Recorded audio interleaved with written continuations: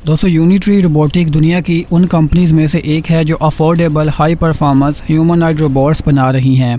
H1 उनका flagship humanoid model है। इसके कुछ हैरत अंगेज फीचर हैं, जैसे स्पीड 3 मीटर पर सेकंड, मतलब इंसान की फास्ट वॉकिंग स्पीड से भी ज़्यादा।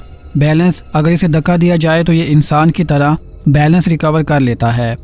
Task, heavy lifting, running, object handling और इंडस्ट्रियल असिस्टेंट्स।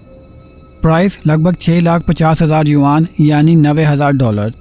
दोस्तों इस रोबोट को स्पेशली डिज़ाइन किया गया है सेफ ह्यूमन इंटरेक्शन के लिए। मतलब थियोरेटिकली ये इंसान को हर्ट नहीं करेगा, लेकिन फिर एक दिन कुछ ऐसा हुआ जो किसी ने सोचा भी नहीं था। रूटीन की टेस्टिंग चल रही थी। इंजीनियर्स रोबोट को मोशन कंट्रोल सीक्वेंस सिखा रहे थे। पहले H1 बिल्कुल काम खड़ा था, आर्म स्टेबल, लेग्स न्यूट्रल। फिर एक सेकंड के अंदर रोबोट का टॉर्सो वायलेंटली ट्विस्ट करता है। आर्म अनकंट्रोल स्पीड से रोटेट करना शुरू हो जाती हैं। लेग्स एक स्ट्रेंज डायरेक्शन में किक करती हैं। इक्विपमेंट गिरता है। एक इंजीनियर शॉक में पीछे जंप करता है, दूसरा इंजीनियर बचने की कोशिश करता है।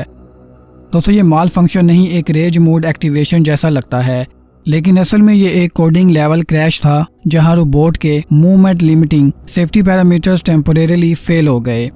लैब के इन्वेस्टिगेटर्स ने इनिशियल रिपोर्ट में बताया ये इशू कोडिंग ग्लिच का नतीजा था। Real time motion control algorithm एक बग की वजह से करप्ट हो गया। नॉर्मली जब इस तरह का माल फंक्शन होता है तो रोबोट ऑटोमेटिक फ्रीज मोड में चला जाता है, लेकिन इस दफ़ा फ्रीज सिग्नल प्रोसेस नहीं हुआ।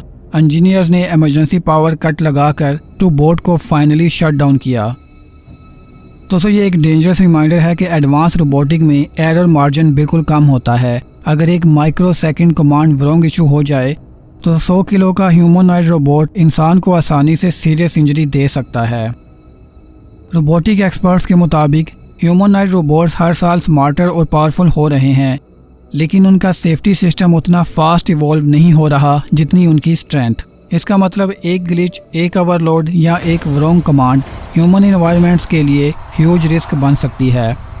इस इंसिडेंट के बाद रोबोटिक कम्युनिटी 2 कैंप्स में डिवाइड हो गई है। कैंप 1 रोबोट डेंजरस हैं, स्ट्रिक्ट लॉज होने चाहिए। कैंप 2 ग्लिचेस होते रहते हैं, ये टेक्नोलॉजी का नेचुरल एवोल्यूशन है। दोस्तों ये था यूनिट्री H1 रोबोट का वायलेंट मेल्टडाउन। एक ऐसा पल जिसने हमें दिखाया कि सी-फी थ्रिलर और रियलिटी के बीच का फ़र्क कितना पतला रह गया है।